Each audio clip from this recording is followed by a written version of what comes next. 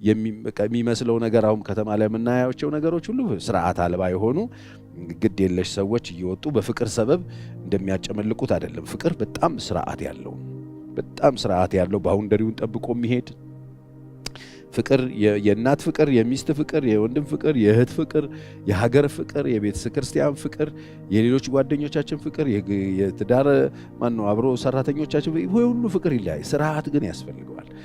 ፍቅር ነው ብሎ የሰው ሴት ሁሉ ላይ አንገት ላይ የሚጠመጠም መሆን የለበትም።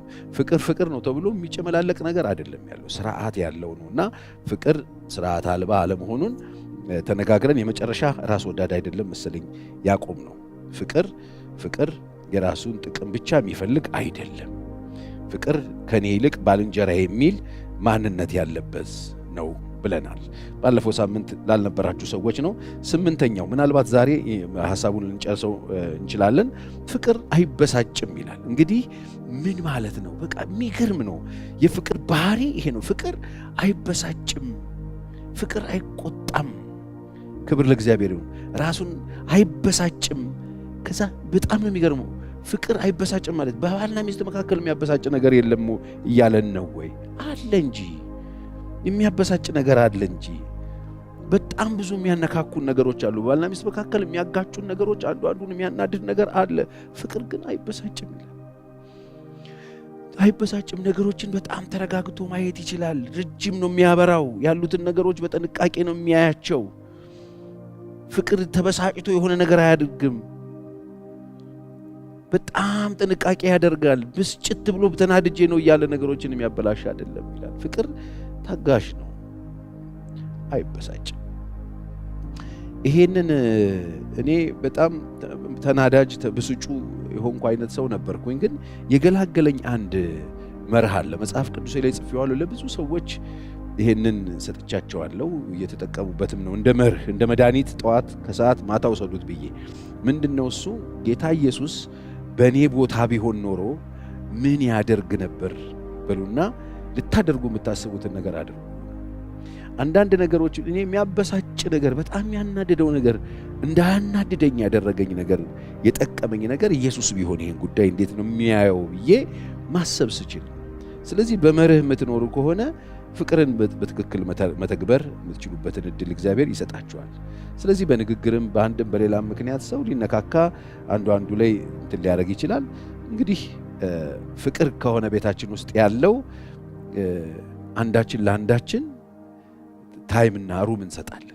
የሚያበሳጭ ነገር ከተደረገ እንኳን ራሳችንን ገዝተን በእግዚአብሔር ፊት ለዛ ለትዳር አጋራችን እየጸለይን ነገሮችን ረጋ ብለን ብናያቸው ጥሩ ነው። ግን ፍቅር ውስጡ ስንኖርበት እንዳልኳት መነጋገር አለ፣ መጋጨት አለ፣ መነጋገር አለ፣ መነካካት አለ፣ መተላለፍ አለ፣ ሚስ አንደርስታንድ አለ። ትዳር ውስጥ የሌለ ነገር ትዳር ማለት ባጭሩ እንደዚህ አንድ ቀን ብለን የምንጠራው 24 ሰዓት ነው አይደለም? 24 ሰዓት ነው።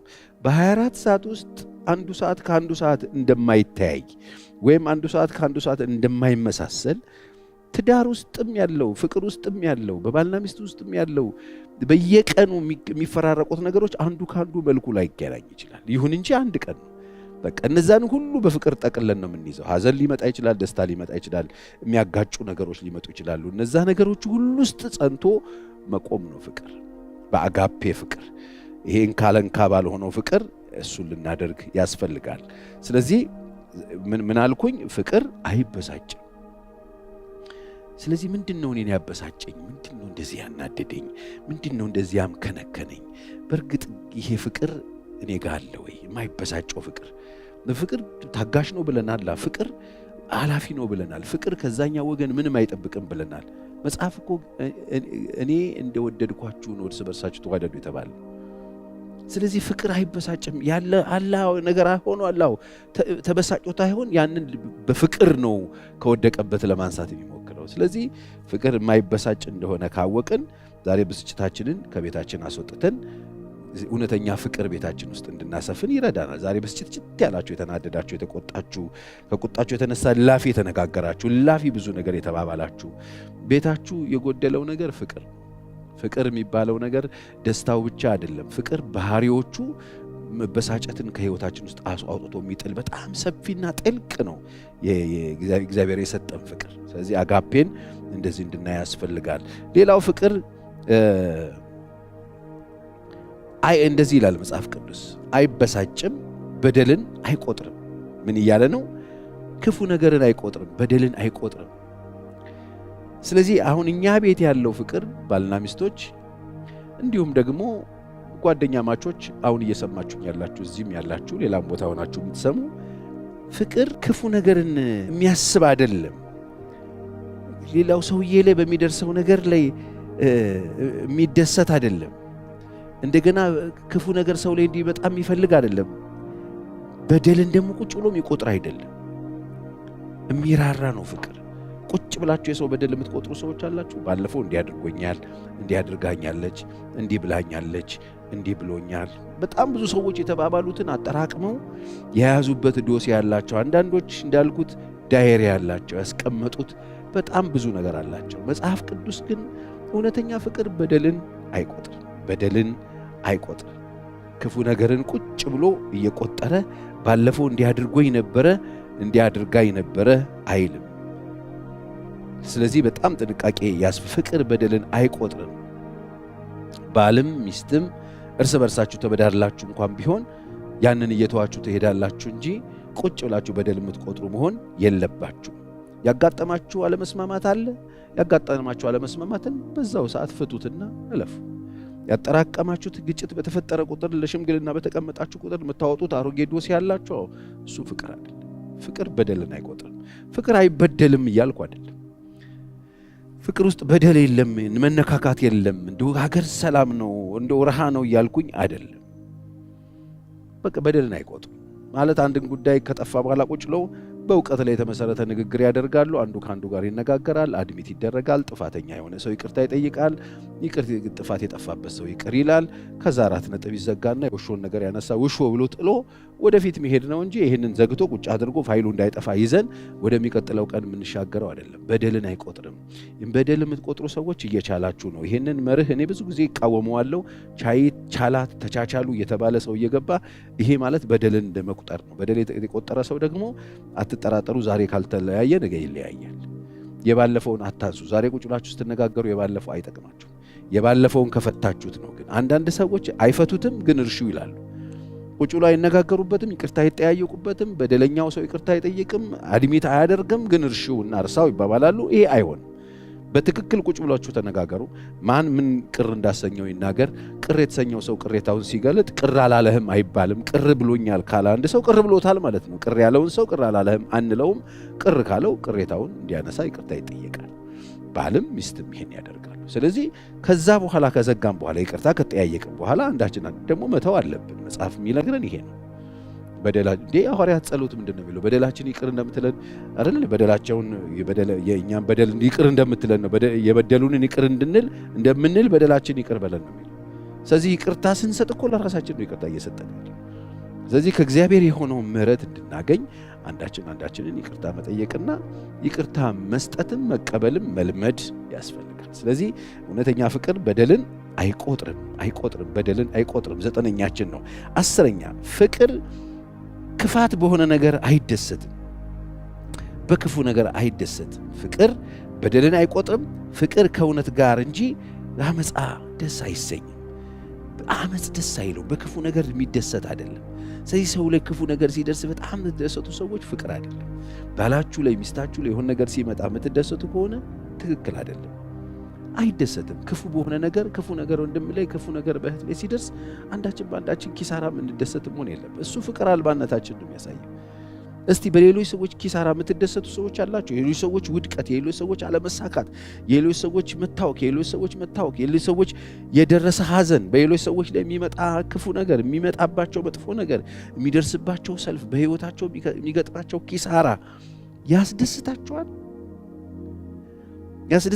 እሱ ከሆነ ፍቅር አልባ መሆናችንን የሚያሳየው አንደኛ ፍቅር የሌለ ፍቅር ባለፈበት ያላለፍን መሆናችንን የሚያሳብቀው እሱ ነው። የሌሎች ሰዎች ነገር የሚያስደስተን ከሆነ ክፉ ነገር በሆነ ጊዜ የምንደሰት ከሆነ ልክ አይደለንም። በፍጹም በደልን አይቆጥርም። ፍቅር ከእውነት ጋር እንጂ በአመፃ አይደሰትም። የሚገርም ነው። በአመጽ ደስ አይለውም፣ በክፉ ነገር ደስ አይለውም። ሰው በአመጽ ነገር ደስ አይለውም፣ ክፉ ነገር ሲሆን ደስ አይለውም። ፍቅር ክፉ ነገር ሲሆን ያዝናል። ስለዚህ ክፉ ነገር የሚያስደስተን ሰዎች ከሆንን ይሄ የሚያሳየው ችግር ውስጥ መሆናችንን ነው። በፍቅር የተሞላ ሰው በሌላ ሰው ላይ ክፉ ነገር ሲደርስበት ያዝናል እንጂ አይደሰትም። ፍቅር ውስጡ ያለ ሰው ባልንጀራው ወይም ሌላ ሰው ላይ ክፉ ነገር ሲደርስ ያዝናል። ውድቀት ሲደርስበት፣ ህመም ሲደርስበት፣ ኪሳራ ሲደርስበት፣ መጎዳት ሲደርስበት ስሜታችሁ ምንድን ነው የሚመስለው? ቼክ አድርጉ። ዛሬ የትም ስፍራ ሆናችሁ የምትሰሙኝ በቃ እኔ የፍቅር ሰው ነኝ ብላችሁ ፍቅር የምትሉ በጣም ብዙ የምታወሩ፣ ነገር ግን የሌሎች ሰዎች ሐዘን፣ የሌሎች ሰዎች ኪሳራ፣ የሌሎች ሰዎች ውድቀት፣ የሌሎች ሰዎች መከፋት፣ የሌሎች ሰዎች መጥፎ ነገር ውስጥ መውደቅ ያስደስታችኋል ወይስ ያሳዝናችኋል? ፍቅር ያዝናል እንጂ አይደሰትም። ስለዚህ ይህንን ማወቅ አለብን። ስለዚህ ሚስት የማትደግፈውን እርምጃ እንዳይወስድ ባሏን ትመክረዋለች። ማለት መጥፎ ነገር እንዳያደርግ በአመፃ ደስ አይላትም። እውነተኛ አፍቃሪ ሚስት ከሆነች አመፅን ተው ትላለች። አመፅ ልትሰራ ስትል ባል ሚስቱን ተይ ይላል። ምክንያቱም እንኳን አደረግኩሽ የታባቱንስና ክፉ ነገር አደረግ አይልም። ባሎቻችሁ ቤት ውስጥ ክፉ ነገር እንደሚያደርጉ ውጭ ስትሰሙ ተው የምትሉ ከሆነ ፍቅር ያላችሁ ሰዎች ስለሆናችሁ ነው። በአመፃ ደስ አይለው። እውነተኛ ፍቅር እናንተ ውስጥ ሲሆን ባለቤቶቻችሁ፣ ትዳር አጋሮቻችሁ መጥፎ ነገር ሊያደርጉ ክፉ ነገር ሊያደርጉ ሲሉ ተው ትላላችሁ። ዛሬ ተው የሚል ባል፣ ተው የምትል ሚስት አለች ወይ? እነሱ ናቸው ፍቅር ማለት። ስለዚህ እውነተኛ የፍቅር ባህሪ 10ኛ ከክፉ ነገር ጋር አይተባበርም። በአመፃ በፍጹም አይተባበርም። ክፉን ነገር ኖ ይላል። በሀገር ላይ ሊሆን ይችላል፣ በሰዎች ላይ ሊሆን ይችላል፣ በግለሰቦች ላይ ሊሆን ይችላል። ተው ነው የሚለው። ልክ አክዓብ ታስታውሳላችሁ፣ ሰው ላይ ክፉ ሊያደርግ የሰው መሬት ሊወስድ ናቡቴን መሬቱን ሊነጥቅ ሲል ያቺ ሴት እንግዲህ አሁን እቺ ሴት ትወደዋለች? አትወደው። ክፉ ነገር እሱ በቃ ፈርቶ ተጨንቆ ሰውየው እምቢ ስላለው መጥቶ ሲተኛ እኔ እሰጥሃለሁ ብላ እንዴት አድርጋ የሰው ደም አፍስሳ መሬት እንደነጠቀች መጽሐፍ ቅዱስ ይነግረናል። ለገስት መጽሐፍ አሁን እንደዚህ አይነት ሚስቶች ከባድ የባሎቻቸውን ክፋት ተዉ፣ ይህንን አታድርግ፣ ሰው ላይ ግፍ አትስራ። ሐማ ታስታውሳላችሁ፣ መርዶክዮስ ይሄ ሰው አይሁዳዊ ከሆነ ፈጽመ ነው የምትወድቀው፣ ይቅርብህ ብለዋለች።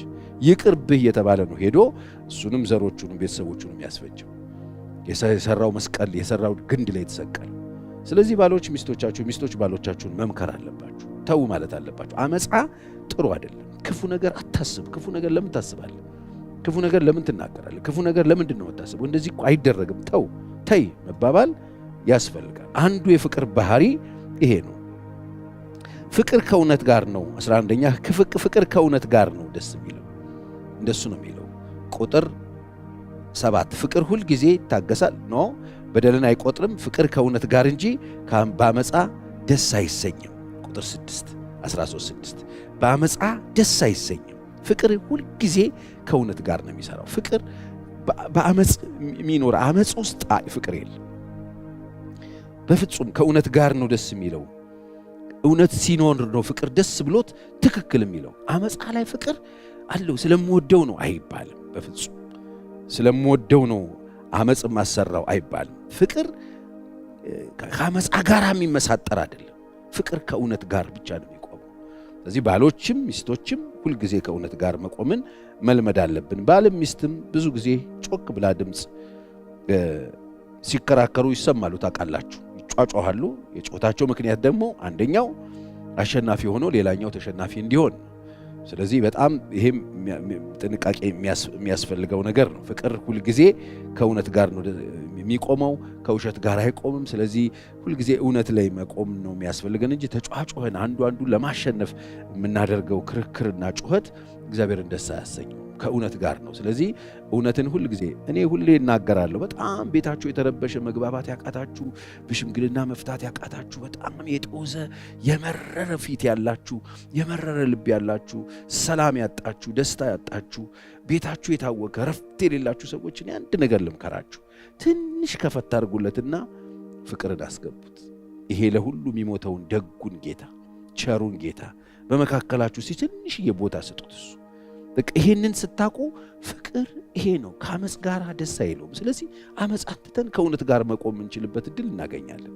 እውነት እኮ እርሱ ነው። እውነትም ሕይወትም መንገድም የሆነው ክርስቶስ ኢየሱስ ነው። ስለዚህ በጣም በጥንቃቄ የፍቅር ሰዎች ከሆንን ሁልጊዜ እውነት ጋር ነው የምንቆመው፣ ከእውነት ጋር ነው የምንኖረው። እውነት ደግሞ የእግዚአብሔር ቃል ነው። የእግዚአብሔርን ቃል ደግሞ ራሱ እግዚአብሔር ነው ብለን አምነን መኖር መቻል አለብን። እግዚአብሔር ማስተዋል ይስጠን። 12ኛ ከጊዜ አንጻር ቶሎ ቶሎ ሊሄድ ፍቅር ሁሉን ችሎ ይታገሳል፣ በደልን አይቆጥርም። ፍቅር ከእውነት ጋር እንጂ በአመፃ አይደሰትም። ፍቅር ሁል ጊዜ ይታገሳል። መቼ? ሁል ጊዜ። ሁሉን ነው የሚችለው ፍቅር። በሁሉም ነገር ውስጥ ያልፋል። ከፍታን ያልፋል፣ ዝቅታን ያልፋል፣ ህመምን ያልፋል፣ ጤንነትን ያልፋል፣ ሙላትን ያልፋል፣ ጉለትን ያልፋል፣ ግጭትን ያልፋል፣ ፍቅርን ያልፋል። በእነዚህ ሁሉ ውስጥ እንደዚህ በአንድ ቀን ውስጥ እነዚህ አንድ ቀን ሁሉንም ነገር ይዞ እንዳለ ፍቅርም እንደዚህ በሁሉም ውስጥ ማለፍ የሚችል የሚገርም ነገር ነው። ስለዚህ ፍቅር ሁሉን ችሎ የሚታገስ ነው። አሁን የፍቅር ሰው ነው የሚባል ሰው የሚል ሰው ሳይሆን ሁሉን መቻል የሚችል። እኔ ነግሬያቸዋለሁ፣ ሁሉን ችሎ እነዚህ 3 ነገሮችን አንታገስም። በትዳራችሁ ውስጥ እነዚህ 3 ነገሮች ካሉ በጣም ሕክምና የሚያስፈልገው ለሁለታችሁም ደህንነት በጣም የሚጠቅመው ነገር ሰፓሬሽን ነው የምንለው። ዱላ፣ ድብድብ፣ መጥፎ ስድብና አስገድዶ መድፈር ያለባቸው ቤቶች ላይ ሰዎች በጣም ቶሎ ሕክምና ማግኘት አለባቸው። ቶሎ የሰው እርዳታ ያስፈልጋቸዋል፣ የባለሙያ እገዛ ያስፈልጋቸዋል።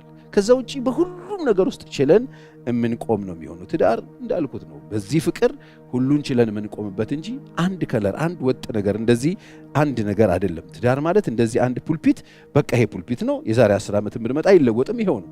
ትዳር ግን ህይወት ያለው ነገር ነው። ይታመማል፣ ጤና ይሆናል፣ ይደሰታል፣ ይከፋል፣ በጣም ብዙ ነገር ነው የሚሆነው። ትዳር ውስጥ ምን የሌለ ነገር አለ? ስለዚህ ይህንን ጥንቃቄ አድርገን ልናስብ ያስፈልጋል። ስለዚህ ምሬቱም፣ ጩኸቱም፣ ለቅሶም፣ ሐዘኑም፣ ደስታውም፣ መከፋቱም፣ መደባበሩም፣ መቀዛቀዙም ሁሉንም ነገር ይዞ በዛ ሁሉ ውስጥ ጸንቶ የሚቆም ነው ፍቅር። 13ኛ ፍቅር ሁሉን ያምናል ይላል። የሚገርም ነው። ፍቅር አማኝ ነው። ደግሞ ሌላው ባህሪው ይሄ ነው። ስለዚህ እኔ ጋር ያለው ፍቅር ያምናል ወይ ነው፣ መጠራጠር አይደለም። ውስጡ ያለው ፍቅር አማኝ ነው። እኔ አላምናትም እሷን፣ እኔ አላምነውም እሱን አይልም። ፍቅር አማኝ ነው። አምኖ ነው የሚኖረው። ነገሮችን ከእግዚአብሔር ጋር ስለሆነ የሚያያይዛቸው ያምናል። መጽሐፍ ታማኝ አድርጎ ስለሆነ እግዚአብሔር ቆጥሮ የሾመን እግዚአብሔር ሌሎችን ሰዎች የምናምንበትን እድል ይሰጠናል። ስለዚህ ፍቅር ስለሌላው ሰው በጎነት፣ ስለሌላው ሰው በጎ ነገር ማሰብ፣ ፖዚቲቭ ቲንከር መሆን፣ ኔጌቲቭ ነገር ብቻ ሳይሆን ፖዚቲቭ ነገር ማሰብ የሚችል ነው። ሁሉን ያምናል። ፍቅር ሁልጊዜ ይታገሳል፣ ሁልጊዜ ያምናል ይላል። አገርማችሁም። ስለዚህ የእውነተኛ ፍቅር ምልክቱ ባልን ማመን ነው። የእውነተኛ ፍቅር ምልክቱ ሚስትን ማመን ነው። ትወዳታለህ? እመናት። ትወጂዋለሽ? እመኙ። ፍቅር ሁሉን ያምናል። ኧረ እሱ ታማኝ አይደለም ምናምን ብሎ በሰው ወሬ ላይ የሚመሰረት አለ። እውነተኛ ፍቅር አማኝ ነው። አይከዳኝም፣ ቺት አያረግብኝም፣ ቺት አታረግብኝም፣ አትከዳኝም ብሎ ያምናል። ፍቅር አማኝ ነው። እስከ ሰማይ ሲወርድ ፒፕልስ የኢትዮጵያ ህብረተሰብ፣ ማህበረሰብ፣ ዓለም ህዝብ በሙሉ ትወዱኛላችሁ፣ ልወርድ ነበር፣ መስቀል ላይ ልሞት ነበረ፣ እንደው ትወዱኛላችሁ ሽላትሉኝም ምናምን ብሎ አላለም። አማኝ ነው። ወረደ፣ ሞተ። የው ዛሬ ሁላችን በፍቅር ገመድ አስሮን ወደን ደስ ብሎ እንድናገለግለው ያደረገን ፍቅር ነው። ፍቅር ሁሉን ያምናል፣ ሁልጊዜ ነው ደግሞ የሚያምነው። ስለዚህ የኑሮ ጓደኛችንን ውስጣችን በጥርጣሬ የተሞላ እምነት ያጣን ሰዎች ምንም አይደለም ችግራችሁ። ሰዎቹ ስለማይታመኑ ብቻ ሳይሆን የፍቅር እጥረት ነው ያለባችሁ እና ፍቅር ነው የሚያስፈልጋችሁ። ፍቅር አማኝ ነው የሚያደርጋችሁ። ፍቅር እውነተኛ ፍቅር እግዚአብሔር ሆይ ስጠኝ፣ በቃ አንተ እኔን የወደድክበትን ፍቅር አብራልኝ፣ እኔ የተቀበልክበትን ፍቅር፣ ለእኔ የሰጠኸኝን ፍቅር እሱን ይዤ ትዳሬ ውስጥ መኖር እንድችል እርዳኝ ብላችሁ ጸልዩ። ስለዚህ ፍቅር አማኝ ነው። ሌላው ፍቅር ተስፋ አይቆርጥ፣ ሁል ጊዜ ተስፋ ያደርጋል ይላል። ስንተኛችን ነው? 14 እየጨረስኩ ነው። ፍቅር ተስፋ ያደርጋል፣ ሁልጊዜ ይታገሳል፣ ሁልጊዜ ያምናል ይላል። ክብር ለእግዚአብሔር ይሁን። ተስፋ ያደርጋል፣ ሁልጊዜ ያምናል፣ ደግሞ ሁልጊዜ ተስፋ ያደርጋል። አይገርማችሁም? ፍቅር ተስፋ አድርጎ ነው የሚኖረው። በቃ እኮ ዛሬ መጽሐፍ ሲናገር ጌታ የሰራት ቀን ይህች ናት፣ በእሷ ደስ ይበለን ሐሴት እናድርግ ይላል እግዚአብሔር ቃል። በጌታ በሰራት ቀን ሐሴት እናደርጋለን። ነገን ደግሞ ተስፋ እናደርጋለን። ፍቅርም እንደዚህ ነው፣ ተስፋ ያደርጋል። ነገ ይለወጣል፣ ነገ ሌላ ቀን ነው ይላል። ፍቅር እንደዚህ ነው። ፍቅር አማኝ ነው። ፍቅር ተስፋ አድራጊ ነው። ፍቅር ማለት ተስፋ ቢስ የሆነ ምንም ተስፋ የለውም፣ በቃ አብቅቷል፣ ከዚህ በኋላ ዋጋ የለውም የሚል እሱ ፍቅር አይደል። እሱ የኛ ስሜት ነው። ፍቅር ግን ተስፋ የማይቆርጥ ነው፣ ተስፋ ያደርጋል ይላል። ስለዚህ ፍቅር የሌለው አቋም የሌለው ሰው ታውቃላችሁ፣ ፍቅር የሌለው ሰው ተስፋ አያደርግ። ፍቅር ያለው ሰው ግን ተስፋ ያደርጋል እንጂ አይጠራጠርም። ተስፋ ያደርጋል፣ አይጠራጠርም። እግዚአብሔር አለ፣ ይጸልያል። ስለዚህ እግዚአብሔር ነገ የሚሰራውን ነገር አላውቅም ይላል። ለእግዚአብሔር ጊዜ ይሰጣል፣ ለእግዚአብሔር እድል ይሰጣል። ለሚሰጠው አምላክ ራሱን አሳልፎ ይሰጣል። ስለዚህ ነገሮችን ደግሞ ለመለወጥም እንደዚህ አይነት ልብና እምነት ያላቸው ሰዎች በጣም ነው የሚያስፈልጉት። ሁልጊዜ ተስፋ የሚያደርግ ነው። ስለዚህ እኛ ቤት ተስፋ አለ ወይ? ተስፋ ታደርጋላችሁ ወይ? ነገ እግዚአብሔር ባለቤቴን ይቀይራታል፣ ባለቤቴን ይቀይረዋል። ነገ ጥሩ ኑሮ ለልጆቻችን መልካም ምሳሌ የምንሆንበት። ልጆቻችን አሁን ዛሬ የታወከ ቤት ውስጥ ኖረዋል፣ ነገ ግን ጥሩ ቤትን ጥሩ ቤተሰብ ይኖረናል። ዛሬ ያለው የኛ ችግር ነው፣ እንፈተዋለን። ቀን የማይለውጠው ነገር የለም። ተስፋ አደርጋለሁ በእግዚአብሔር ብለን በእግዚአብሔር ፊት ብንቆም በጣም ጥሩ ነው። የመጨረሻ ነው። እሺ፣ ፍቅር በሁሉ ነገር ይጸናል። ፍቅር ተስፋ ያደርጋል፣ ደግሞ ጽኑ ነው። እንደዚህ ይላል፣ ይታገሳል፣ ሁልጊዜ ያምናል፣ ሁልጊዜ ተስፋ ያደርጋል፣ ሁልጊዜ ደግሞ ጸንቶ ይቆማል ይለናል። ቁጥር 7 ላይ ሁልጊዜ ጸንቶ ይቆማል። ሁልጊዜ ጸንቶ ይቆማል። ለምን? በሁሉ ነገር ነው ጸንቶ የሚቆም። በሐዘን ጊዜ ጸንቶ ይቆማል፣ በፍርሃት ጊዜ ጸንቶ ይቆማል፣ በማግኘት ጊዜ ፍቅር ነው። ፍቅር በቃ ይሄ ነው። ስለዚህ እኛ ቤት የጎደለው ምንድን ነው? እውነቴን ነው የምላችሁ። በጣም ብዙ ነገር፣ አንድም ሁለትም ሶስትም ብዙ ነገር ብዙ ነገር ይኖራችኋል። እስቲ አንድ ነገር እናንተ ቤት ይኖር፣ ባህሪው ብዙ ግን በጣም ወሳኝ የሆነ መታገስ፣ መጽናት፣ እግዚአብሔርን ያንን ፍቅር ያሳያል። በቃ እኛ ስንቆም እግዚአብሔር ያንን ፍቅር ነው በእኛ ውስጥ ማሳየት የሚጀምረው። ስለዚህ ሁላችንም በእግዚአብሔር ፊት ሁልጊዜ ፍቅር አለኝ የለኝ የሚለውን ማንነት ማወቅ የምንፈልግ ከሆነ ጽኑ ነኝ ወይ? ፍቅር የሚጸና ነው። ፍቅር ሁልጊዜ ጽኑ ነው። የ15ኛ የመጨረሻዬ ነው። ስለዚህ ምንድነው እንዳትጸኑ ያረጋችሁ? ባላችሁበት ሁኔታ ጸንታችሁ እንዳትቆሙ። ወሬ የፈታችሁ ሰዎች፣ ችግር የፈታችሁ ሰዎች፣ መከራ የፈታችሁ ሰዎች፣ ማጣት የፈታችሁ ሰዎች፣ ጊዜያዊ ግጭት የፈታችሁ ሰዎች፣ ጊዜያዊ አለመግባባት፣ የቋንቋ መደበላለቅ ግራ ያጋባችሁ ሰዎች፣ የተፈተናችሁ ሰዎች፣ አሁን የተደባበራችሁ ሰዎች፣ በዚህ ሁሉ ውስጥ እግዚአብሔር አጽንቶ ይህንን ጨለማ አልፋችሁ ነገ ንጋት እንደሚሆን ታውቃላችሁ። ፍቅር ካለ ፍቅር ከነዚህ ነገሮች በላይ መሆን የሚችል ነው። ከነዚህ ነገሮች እነዚህን ሁሉ ነገሮች የያዘ ነው። አሁን አንዳንዶቻችን በመጀመሪያም ስለ ፍቅር የገባን፣ ስለ ፍቅር ያሰብነው፣ ስለ ፍቅር የተማርነው ነገር ትክክል ስላልሆነ እንጂ ፍቅር ውስጥ እነዚህ ሁሉ ነገሮች እንዳሉ ብናውቅ ኖሮ ምናልባት ጸንተን የምንቆምበት እድል እናገኛለን። ስለ ፍቅር የገባን ነገር ግን ጤነኛ ስላልነበረ አሁን ፍቅር አልመሰለንም ያለን። በቃ ፍቅር አልቋል፣ እኛ ቤት ፍቅር የለም ይላሉ ሰዎች። ለምን? መታገስ አቅቷቸው። እኛ ቤት ፍቅር አልቋል ይላሉ። ለምን? ደግ መሆን አቅቷቸው፣ ቸር መሆን አቅቷቸው። እኛ ቤት ፍቅር አልቋል ይላሉ። ለምን? ይመቀኛሉ፣ ምቀኞች ስለሆኑ፣ ምቀኝነት ውስጣችን ስላለ። እኛ ቤት ፍቅር አልቋል ይላሉ። ለምን? ስለሚታበዩ፣ ትዕቢት ስላለባቸው ሰዎች። እኛ ቤት ፍቅር አልቋል ይላሉ ሰዎች። ለምን? ስለሚኮሩ፣ ኩራተኛ ስለሆኑ፣ ዝቅ ማለትን ስለማይፈልጉ። እኛ ቤት ፍቅር የለም ይላሉ። ለምን? ስርዓት ስለሌላቸው ብዙ ሰዎች ስርዓተ ቢስ ስለሆኑ።